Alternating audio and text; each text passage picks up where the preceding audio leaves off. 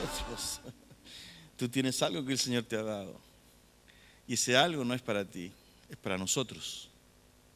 Entonces, cuando tú no quieres participar, además de no obedecer, nos estás perjudicando. Porque el Espíritu Santo te dio un don, ¿no? Así que no se sorprendan cuando ustedes vean a un hermano orar, una hermana enseñar o predicar, porque es Dios quien está obrando ahí. ¿Ok? La honra y la gloria es para Dios. Bueno, ese pasaje del cual les comentaba hace un momento es Deuteronomio capítulo 30. ¿Se acuerdan que tuvimos 3 domingos hablando de ese pasaje? Deuteronomio capítulo 30, por favor, ábralo de nuevo. Es un pasaje que forma parte de la exhortación, de las instrucciones, ¿verdad?, que Dios le da a Israel a través de Moisés, a puertas de entrar a Canaán, la tierra prometida, ¿no? Y vimos de este pasaje, lo vamos a leer una vez más, analizamos 3 aspectos de Dios, porque es un pasaje bastante fuerte, muy directo, y que aquel o aquella que no conozca a Dios, que no tenga mayor noción del evangelio, del cristianismo, etcétera, le resulta incluso un mensaje un tanto violento, brusco, ¿no? Pero hemos ido aprendiendo, yo no sé si ustedes se recuerdan, porque esto fue hace como un mes atrás, tal vez un poco más. Yo sé que ustedes toman apuntes, estudian después en la casa y se van a acordar, digamos, de lo que conversamos. Pero vamos a leer primero el texto, ¿no? Dice Deuteronomio 30, del 1 al 20. Voy a leerlo en la versión NBI. Cuando recibas todas estas bendiciones o sufras estas maldiciones de las que te he hablado y las recuerdes en cualquier nación por donde el Señor tu Dios te haya dispersado, y cuando tú y tus hijos se vuelvan al Señor tu Dios y le obedezcan con todo el corazón y con toda el alma, tal como hoy te lo ordeno, entonces el Señor tu Dios restaurará tu buena fortuna y se compadecerá de ti. Volverá a reunirte de todas las naciones por donde te haya dispersado. Aunque te encuentres desterrado en el lugar más distante de la tierra, desde allá el Señor tu Dios te traerá de vuelta y volverá a reunirte. Te hará volver a la tierra que perteneció a tus antepasados y tomarás posesión de ella. Te hará prosperar y tendrás más descendientes que los que tuvieron tus antepasados. El Señor tu Dios quitará lo pagano que haya en tu corazón y en el de tus descendientes, para que lo ames con todo tu corazón y con toda tu alma, y así tengas vida. Además, el Señor tu Dios hará que todas estas maldiciones caigan sobre tus enemigos, los cuales te odian y persiguen, y tú volverás a obedecer al Señor y a cumplir todos sus mandamientos, tal como hoy te lo ordeno. Entonces el Señor tu Dios te bendecirá con mucha prosperidad en todo el trabajo de tus manos y en el fruto de tu vientre, en las crías de tu ganado y en las cosechas de tus campos. El Señor se complacerá de nuevo en tu bienestar, así como se deleitó en la prosperidad de tus antepasados, siempre y cuando obedezcas al Señor tu Dios y cumplas sus mandamientos y preceptos escritos en este libro de la ley, y te vuelvas al Señor tu Dios con todo tu corazón y con toda tu alma. Este mandamiento que hoy te ordeno obedecer no es superior a tus fuerzas, ni está fuera de tu alcance. No está arriba en el cielo para que preguntes, ¿quién subirá al cielo por nosotros para que nos lo traiga y así podamos escucharlo y obedecerlo? Tampoco está más allá del océano para que preguntes, ¿quién cruzará por nosotros hasta el otro lado del océano para que nos lo traiga y así podamos escucharlo y obedecerlo?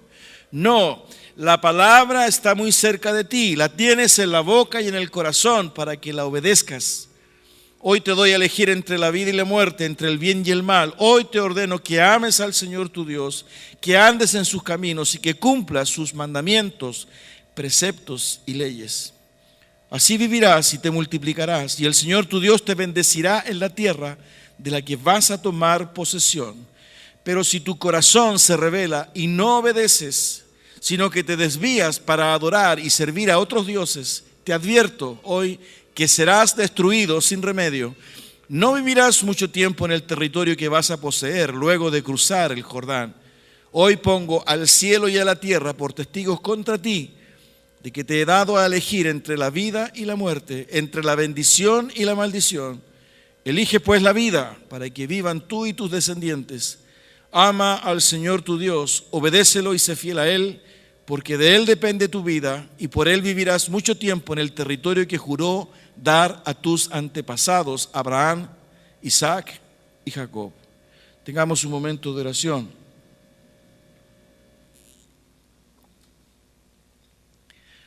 Señor, una vez más estamos frente a tu palabra, bendita y santa palabra. Y tal como leíamos, Señor, Dios mío, hoy, así como lo hiciste con Israel, tú nos interpelas con esta palabra. Si bien relata algo que sucedió hace cientos y miles de años atrás, aún esta palabra es viva, aún esta palabra es eficaz, aún esta palabra, Señor, confronta nuestro corazón hasta el día de hoy. Y por eso, mi Señor, en el nombre de Jesús, queremos una vez más sumergirnos en ella, para entenderla. Pero no solo, Señor, atesorarla o almacenarla como un conocimiento, Señor, teológico, intelectual, sino que confrontar nuestra vida, Señor, porque, Dios mío, aquí hay una demanda tuya hacia tu pueblo. Y queremos, Señor, entender que esa demanda aún permanece para hoy, los que creemos ser tuyos, porque tu palabra sí nos lo ha enseñado. Señor, a entender cómo estamos viviendo, cómo estamos testificando, cómo estamos creyendo en tus preceptos y mandamientos. Que tu Espíritu Santo hable en nuestra mente, Señor. Padre mío, para que esta palabra, Señor, sea viva, transformadora, restauradora y liberadora, Señor, de nuestra alma, para la gloria tuya. Bendito sea tu nombre, Señor. Gracias, amado. Una vez más oramos en el nombre de Jesús. Amén. Bueno, estos 3 domingos pasados, donde abordamos este capítulo 30, ¿se acuerdan? Fue en el mes de enero y yo me acuerdo que decía en las introducciones de que era un muy buen pasaje porque estábamos por comenzar también un año nuevo, ¿no? Un año diferente, el 2015. Y estábamos comenzando el año, por consiguiente mirábamos hacia el horizonte, hacia nuestro futuro, y de alguna forma surgían planes, proyectos, incluso algún grado de incertidumbre de no saber qué va a ocurrir, por supuesto.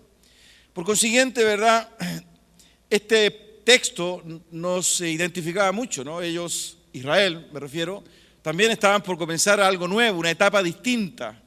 Habían permanecido durante 40 años en el desierto, ¿verdad? Después de una esclavitud de más de 400 años, y toda la generación rebelde, incrédula, que no creyó en Dios, ya había fallecido, y esta era una nueva generación, ¿verdad?, que había nacido en el desierto y que precisamente llegaba hasta la frontera de esta tierra prometida, y en pocos días más, en pocas semanas más, iba a cruzar el Jordán, incluso con un nuevo liderazgo, porque Moisés se iba a quedar, ¿verdad?, al otro lado, y quien iba a liderar este proceso de conquista y de comienzo de una nueva etapa iba a ser ¿quién?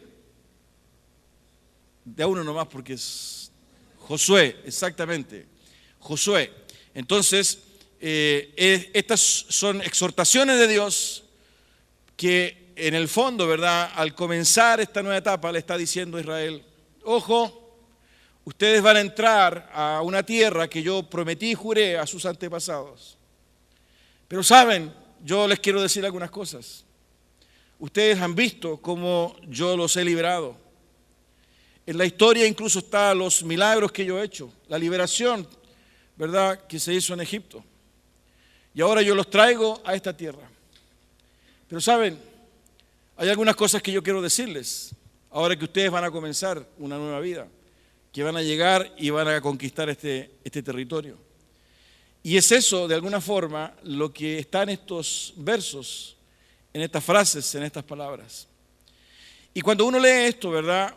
Y eso fue lo que vimos estos 3 domingos, sobre todo hoy día con esta mentalidad posmoderna nuestra, y sobre todo en una sociedad y en una cultura que rechaza a Dios absolutamente, que no quiere saber nada de Dios, porque considera que todo lo de Dios o todo lo que es evangelio, cristianismo, es más bien algo fanático, algo retrógrado, y hoy día, ¿verdad? La verdad que el eje de todo y del cosmos es el hombre, y el Dios ha sido inventado, ¿verdad?, por una necesidad del hombre.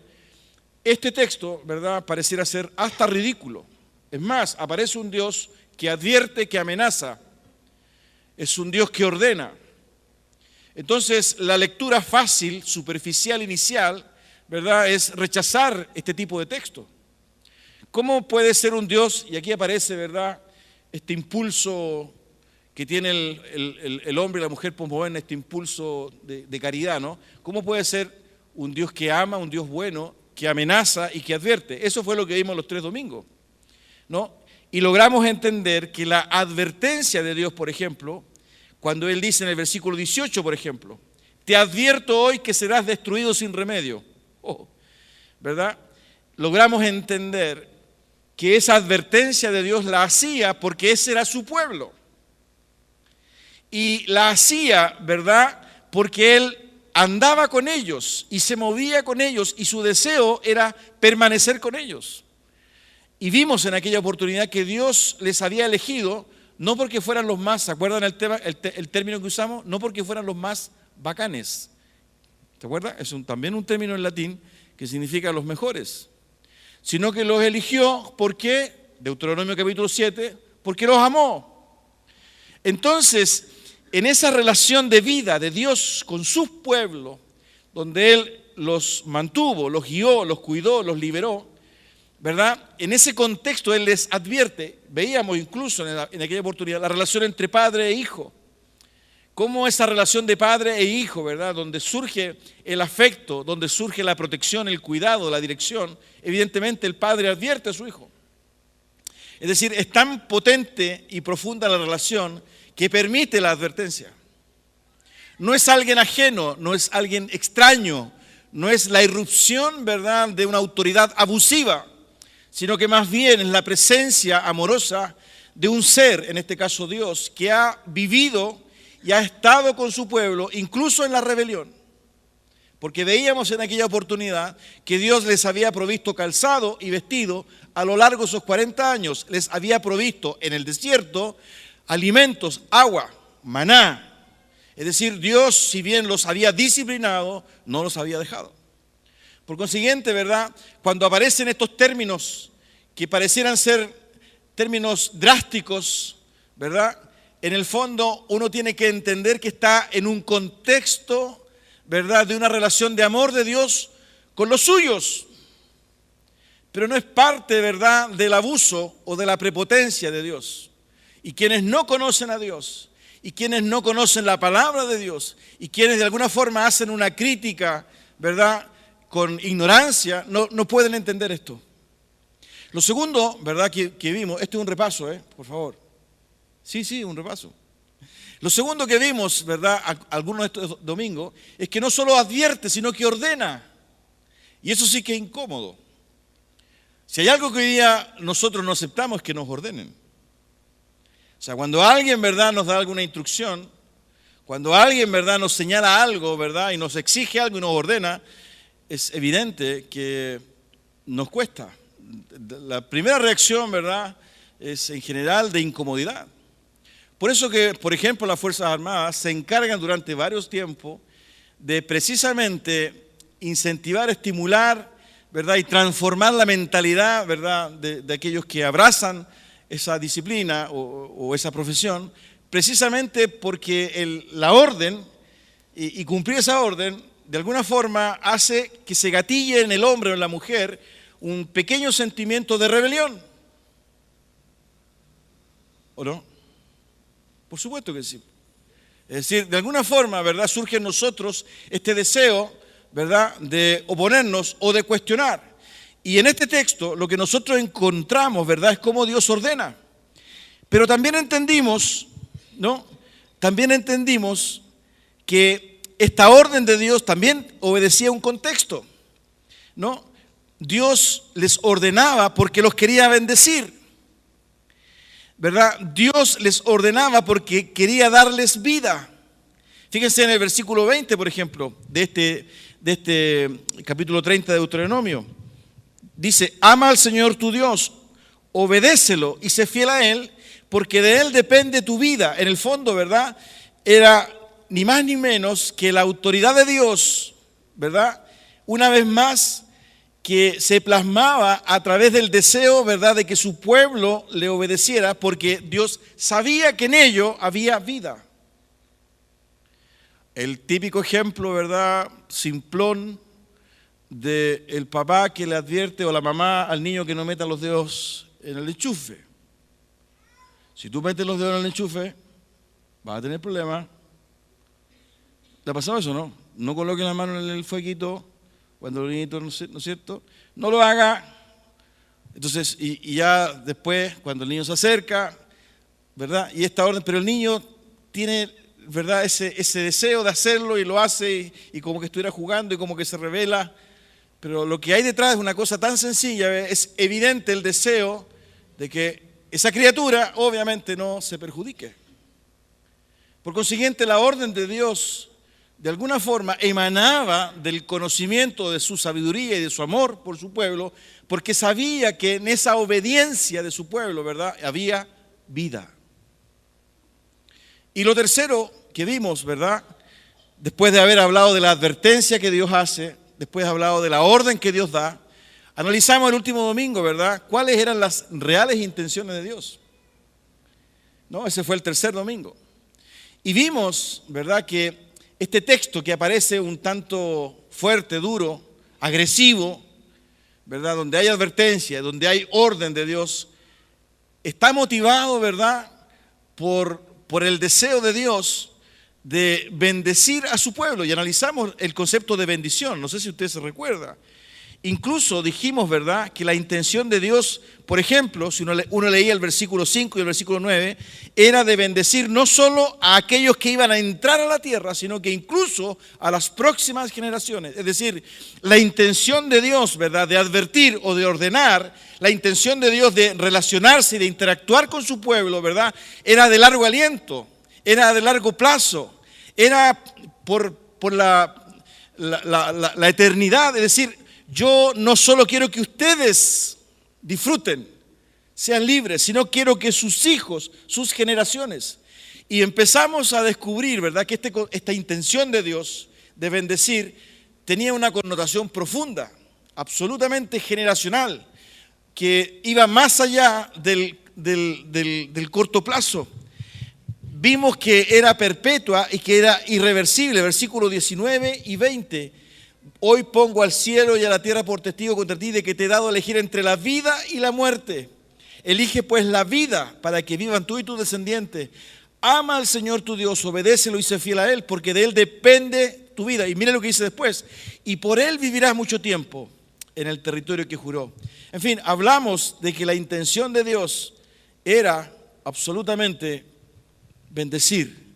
Deseaba lo mejor para su pueblo. Eso fue lo que hablamos en aquella oportunidad. Pero hoy día quiero comenzar analizando de este mismo texto cuál era la demanda de Dios a su pueblo. ¿Cuál era la respuesta que Dios esperaba de su pueblo? Porque aquí está hablando Él nomás. ¿No? Advierte, pareciera que amenaza, ordena, Él expresa buena intención. Pero ¿cuál es la respuesta que Él espera de su pueblo? Es un poco lo mismo, ¿verdad? Es un poco lo mismo que pueda ocurrir hoy día domingo. Llegamos, nos sentamos, escuchamos, se lee la palabra del Señor, ¿verdad? En fin, hay un señor adelante que dice algunas cosas y listo. Salgo, regreso a mis labores y sigo viviendo mi vida hasta el próximo domingo. Y llego acá y siempre me están haciéndole la Biblia. Y siempre hay alguien que predica, canto algunas canciones.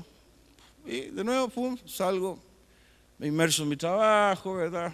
Empiezo a pololear. me cambio de pega, de trabajo, otro domingo más, y así, pues. Aquí un poco lo mismo, o sea, oye, ¿va a hablar Dios? Sí, oye, corre la bola, va a hablar Dios, listo, aquí estamos, Dios, habla. Oye, yo les advierto, gracias a Dios, chao, listo. Y no es así. Dios está demandando algo de quienes le están teóricamente escuchando. Usted está acá, usted pensó que a lo mejor era buena idea venir hoy día, a lo mejor vino por un compromiso, a lo mejor está viniendo hace un tiempo y se siente cómodo, ¿verdad? Porque el pastor gordito es simpático, a lo mejor hay amistad con muchos, ¿no es cierto? Ya llevamos 15 años juntos, nosotros fundamos esta iglesia. Esta iglesia cuando eran 2 casitas, ¿verdad? Nosotros. En fin, ¿por qué está aquí? ¿O cuál es el riesgo de estar aquí? Porque también hay un riesgo. ¿Y el riesgo cuál es? Escuchar la palabra de Dios. ¿Y por qué riesgo? Porque hay una demanda de Dios. Lo que está diciendo, ¿verdad, Dios ahí? No solo, ¿verdad?, es la expresión de su intención, no solo el deseo de bendecirles, sino que lo que Dios está diciendo es lo que Él espera de ellos. O sea, tú estás acá porque hay algo que Dios espera de ti. Porque si no lo entendemos así, esto es como consumir religión. Y ahí está la diferencia. Cuando logramos entender quién es Dios y quién soy yo. Porque yo puedo tomar el control remoto, ¿verdad? Y cambiar el switch. ¿No? Y el próximo domingo voy a otra iglesia, y el próximo, porque también es un poco esto, ¿no? Y no me comprometo con nada ni con nadie, ¿verdad? Ni muy adentro que me queme, ni muy afuera que me hiele. Piolita, el término piolita, usted lo conoce también en latín. Piolita, parejito, ¿no? Que nadie se dé cuenta. Pero no es así. Y hay 3 cosas que Dios pide. Y son súper potentes. Yo he estado investigando porque son conceptos que tienen que ver en cómo entendemos la palabra del Señor. Y son heavy. Heavy ya en inglés. Heavy significa fuerte, duro, pesado. Dios está pidiendo 3 cosas. Yo no sé si usted logra verlo en el texto. Él habla, Él ordena, Él expresa, pero también Él demanda. Y eso es lo que nos ha costado entender y le ha costado entender al hombre y a la mujer. Y es ahí cuando se erige, se levanta, se alza y entra en disputa con este Dios. Porque no nos gustan sus demandas. Y si usted revisa algunos versículos, miren, yo les animo a que examinemos algunos versículos, pero hay 3 elementos. Por ejemplo, el versículo 2. El versículo 2 de Deuteronomio 30 dice: y te convirtieres a Jehová tu Dios y obedecieres a su voz conforme a todo lo que yo te mando hoy, tú y tus hijos, con todo tu corazón y con toda tu alma. Fíjense, versículo 6. Y circuncidará Jehová tu Dios tu corazón y el corazón de tu descendencia, para que ames a Jehová tu Dios con todo tu corazón y con toda tu alma, a fin de que vivas. Versículo 10. Cuando obedecieres a la voz de Jehová tu Dios para guardar sus mandamientos y sus estatutos escritos en este libro de la ley, cuando te convirtieres a Jehová tu Dios con todo tu corazón y con toda tu alma. Versículo 16. Porque yo te mando hoy que ames a Jehová tu Dios, que andes en sus caminos y guardes sus mandamientos, sus estatutos y sus decretos, para que vivas y seas multiplicado, y Jehová tu Dios te bendiga en la tierra a la cual entras para tomar posesión de ella. Versículo 20. Amando a Jehová tu Dios, atendiendo a su voz y siguiéndole a Él, porque Él es vida para ti y prolongación de tus días, a fin de que habites sobre la tierra que juró Jehová a tus padres, Abraham, Isaac y Jacob, que les había de dar. Ahí leí algunos versículos, 1, 2, 3, 4, 5 versículos.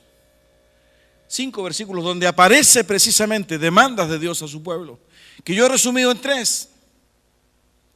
Dios le está demandando a su pueblo y le está pidiendo a su pueblo convertirse, obedecerle y amarle.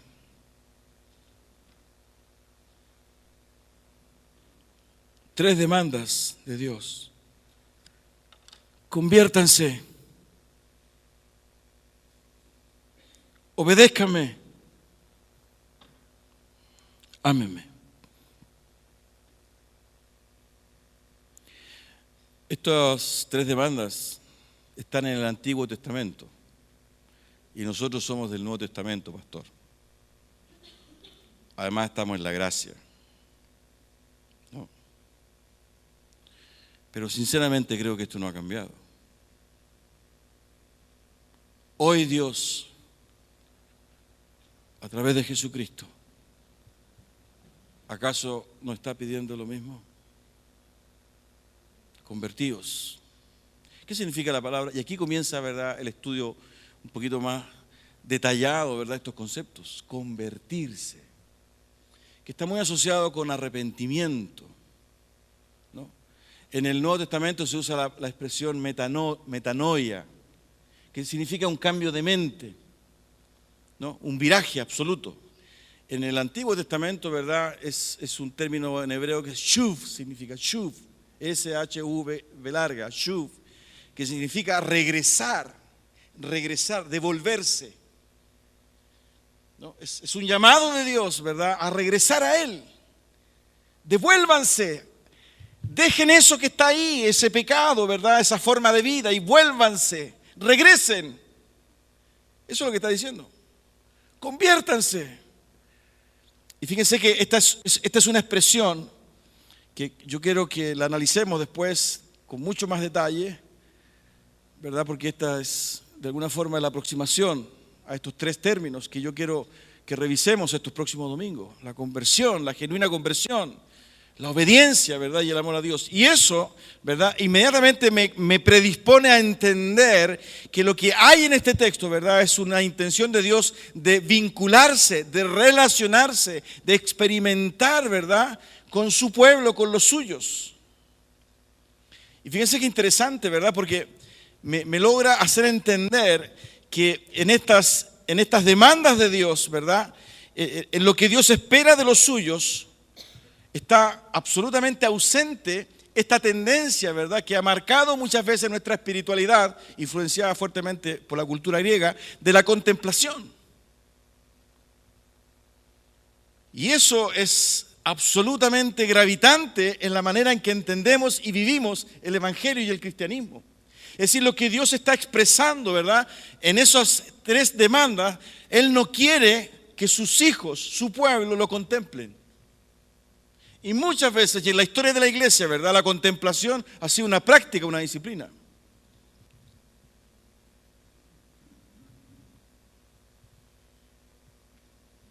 Por eso que esos cultos que están muchas veces exacerbados de música, de alabanza, están dentro de esa lógica de la contemplación. Y nos emociona, ¿verdad? 2 horas cantando, 2 horas y media alabando. Pero cuando se trata de la palabra de Dios, 15 minutos, no. O cuando pasa el pastor aquí adelante, es como que recreo. No, los músicos se van, como que se relaja todo el mundo, otros salen, se van. Oye, tengo que irme, vamos a seguir. Esas tres demandas me plantean el desafío de responder a la realidad de Dios. ¿Cómo respondo? Pero no como respondo yo, como yo crea que deba responder, sino que Dios lo plantea derechamente. Ojo, que esto lo toma Jesús también, lo toman los profetas, lo toma Pablo. Pablo cuando empieza, ¿verdad?, a predicar en Atenas, si usted revisa en el capítulo, me parece que el 18 del libro de los Hechos, él habla con los filósofos en el Areópago, ¿verdad? Y una de las cosas que Pablo dice, ¿verdad?, que Dios manda que se arrepientan. Es decir, lo que hay en el texto bíblico, ¿verdad? Es una realidad de Dios que irrumpe en la vida y en la historia humana y que interpela al hombre y a la mujer esperando la respuesta de este o de esta. Pero no está presente la contemplación, ¿verdad?, pasiva,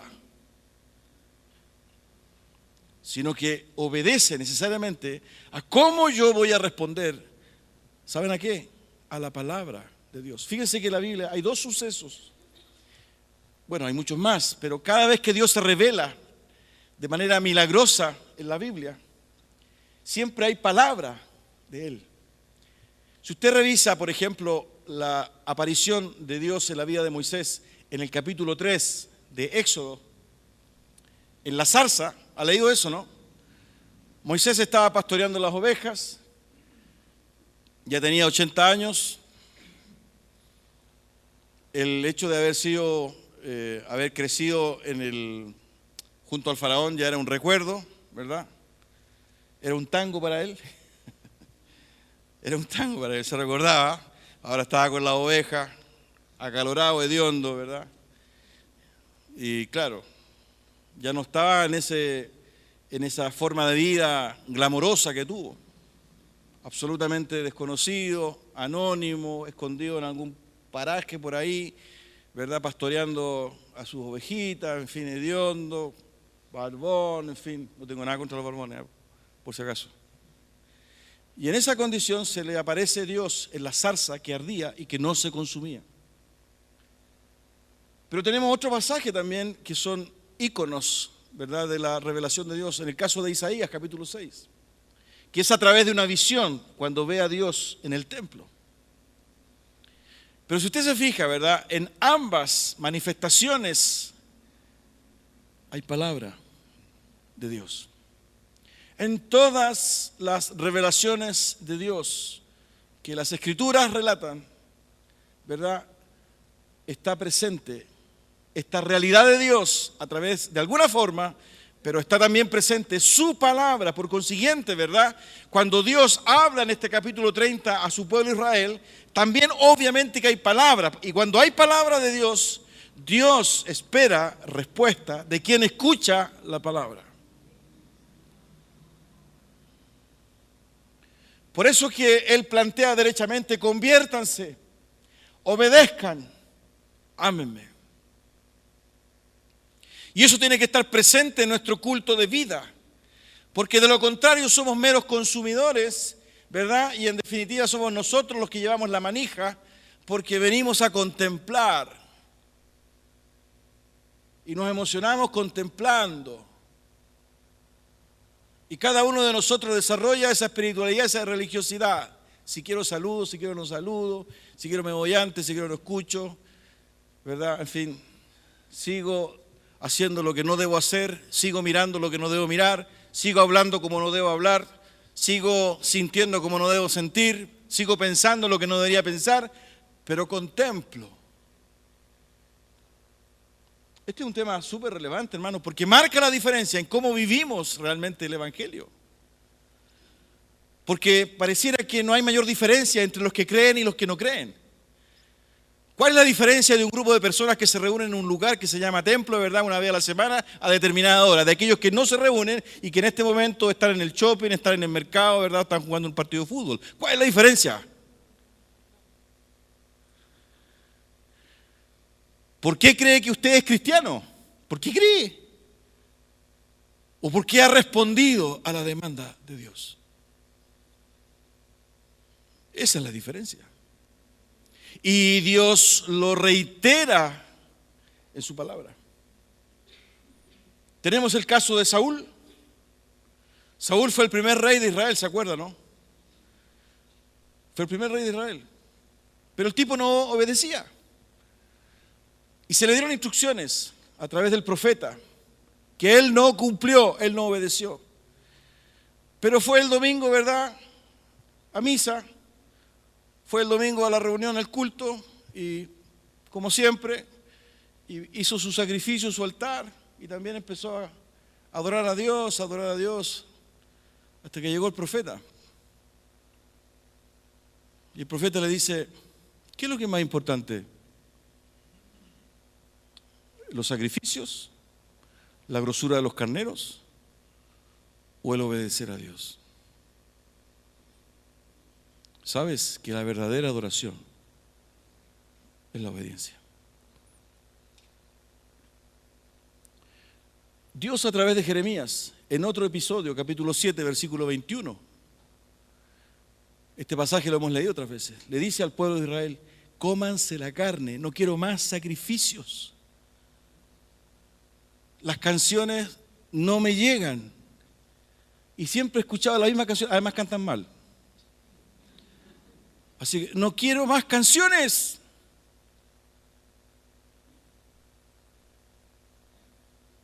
Lo que yo quiero es que me obedezcan. ¿Quién les dijo que yo quería canciones? Estoy hablando, haciendo una paráfrasis, porque lo que les dice Dios a Israel es, ¿quién les pidió sacrificios? Cuando yo los saqué de Egipto, yo no les pedí sacrificios, no les pedí holocausto. Yo les pedí que me obedecieran, que obedecieran mi palabra. Y si ustedes obedecían mi palabra, les iba a ir bien. Por eso, ¿verdad? Que cuando leemos este texto, nosotros encontramos, ¿verdad? El amor de Dios, la provisión de Dios, si bien un poco nos incomoda, ¿verdad? Porque suena un poco fuerte, un duro, y nos advierte, nos ordena, ¿verdad? Pero lo que Él está esperando, ¿verdad? Es una relación, una respuesta. Por eso que la exposición a la palabra de Dios es incómoda. Y por eso que muchas veces proliferan estos grupos o estas iglesias donde hay mucha y linda alabanza y adoración, pero cada vez menos palabra de Dios. Porque la palabra de Dios nos interpela. Conviértanse. Fíjense que vamos a ver después otro domingo lo que significa obedecer. Conviértanse, obedezcan, amen. ¿Saben ustedes, por ejemplo, que la palabra obedecer en el Antiguo Testamento, ahí donde está expresada, está vinculada con la misma raíz, shamá, que significa oír? Pero la concepción judía, ¿verdad?, era muy distinta a la nuestra occidental. El oír, ¿verdad?, es un oír atentamente. Es un oír el contenido y responder con respeto. Es decir, lo que está presente, ¿verdad? Y hay otras consideraciones más que las vamos a ver en su momento. Hay otras consideraciones más. Es decir, esto de obedecer no es, ¿verdad?, algo mecánico, no es robótico, ni obedece a la autoridad, ¿verdad?, abusiva de alguien que se llama Dios, que nos ordena, ¿verdad?, sin mayor argumento y que nosotros obedecemos así. No es así.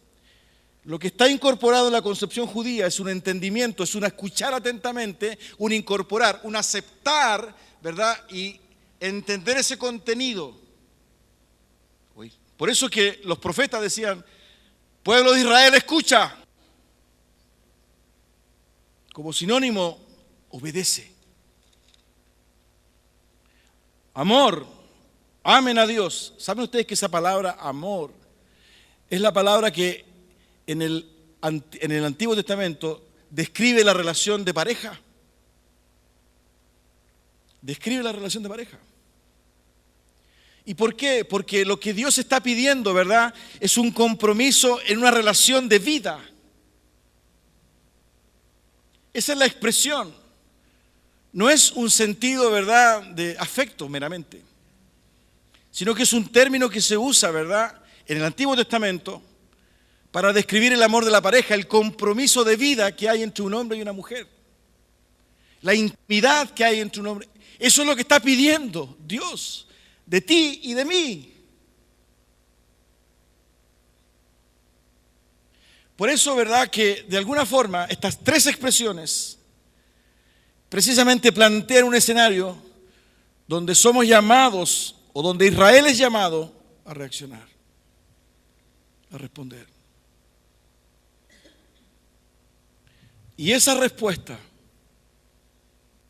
Y esa manera de entender esa palabra nos lleva a la obediencia o nos lleva a la rebelión.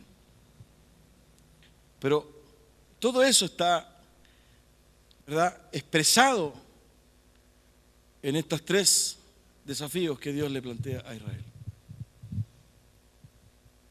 Y eso no ha cambiado hasta el día de hoy, queridos. Y si nosotros queremos realmente que el Señor nos bendiga, nos ayude y se haga presente en nuestras vidas y nosotros poder tener una relación de vida con Él, hoy más que nunca es importante que entendamos esta demanda de Dios por nosotros. Porque de lo contrario, vamos a seguir viniendo a la iglesia con guayabera, con zapatos blancos, con el mercurio, y después vamos a ir a comer, ¿verdad?, algo ahí al Jumbo y nos vamos a la casa. Y en la semana seguimos viviendo, creyendo y haciendo lo que siempre hemos hecho. No hay respuesta, no hay compromiso. Y de vez en cuando hago esto, de vez en cuando me acuerdo de esto otro. Y eso no es lo que quiere Dios. Por eso, queridos, yo les animo a que examinemos estos términos, examinemos nuestra vida, nuestra verdadera conversión. Fíjense, la conversión ha sido vista como un fin en sí mismo, ¿no? Hoy día nos conformamos muchas veces con programas evangelísticos, que las personas levanten la mano y digan la oración un poco habitual que se dice, y listo, pasa a engrosar la estadística. Pero en el texto bíblico la conversión es entendida como un medio porque lo central de la vida del hombre y de la mujer no es la conversión, sino que es Cristo. Es decir, yo llego a Cristo a través de la conversión. Yo llego a Dios a través de la conversión. Por consiguiente, ¿verdad?, la centralidad del ruego de Dios, ¿verdad?, es precisamente Él o Cristo, porque anhela una relación de vida contigo y conmigo. Es meramente el paso inicial, es la puerta que se abrió, pero no es el fin en sí mismo. Por eso que cuando nosotros entendemos esto, ¿verdad?, y esta petición de Dios durante mucho tiempo y siempre a su pueblo Israel, convertidos. Por eso que Jesús lo toma, ¿verdad?, arrepentidos, porque el reino de los cielos lo toma Pablo, ¿verdad?, porque es el inicio, pero no es el fin. Y hay muchos que se quedan, ¿verdad?, solo con la realidad de la conversión y nunca crecen espiritualmente y son niños infantiles espirituales. Porque al quedarse solamente en la puerta que se abrió, ¿verdad?, y al no querer experimentar, avanzar, crecer, conocer esa realidad de Cristo en mi vida, siempre voy a ser inmaduro, infantil, espiritualmente. Porque el sentido, ¿verdad?, es Cristo. Por eso que Pablo en Efesios dice, hasta que lleguemos a la estatura del varón perfecto. Capítulo 4 de Efesios. Y esa es la diferencia de nuestras, a veces, vidas sin poder y sin la presencia de Dios. Iglesias que no influyen en nuestra sociedad. No hay diferencia. Ninguna. Esa es la realidad de esta parte del mensaje, queridos. Que el Señor tenga misericordia de nosotros, queridos. Porque hoy día nosotros no somos los que vamos a cruzar el Jordán, pero el llamado de Dios es el mismo. ¿Cómo respondes al llamado de Dios? ¿Cómo respondes? ¿Cambiaste el switch ya? ¿Estás en otro canal? ¿Estás en la semana? ¿Estás en la reunión que tienes mañana? ¿Sí? ¿Ya te fuiste? ¿O quieres responder al llamado? ¿Encuentras que es muy agresivo esto? Podríamos hablar con Dios para que cambie un poquito el texto, ¿no?, para que le haga una upgrade, ¿no? Porque lo que hay detrás de esto es precisamente quién es Dios para nosotros. Y tú lo tienes ahí en la palabra, en su palabra. Vamos a un momento de oración. Inclina tu cabeza.